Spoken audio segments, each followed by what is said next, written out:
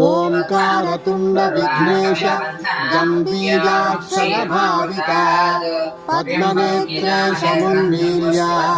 सुप्रभातं कुरु प्रभो श्रीगणेश शिवानंद लहरी संप्रवाहक निर्विघ्नं जगतां देवा मंगलं कुरु सर्वदा द्विजसंघा प्रबुद्धास्त्वां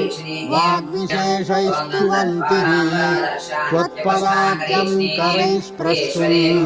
सूर्यदेवः समीहते अम्बा विदेशपरिपालनदीक्षितः सन् द्वारेऽम्बिकापतिविकर्षितशीर्षकोऽसि तेनैव सङ्घटितमत्तगजाननस्त्वं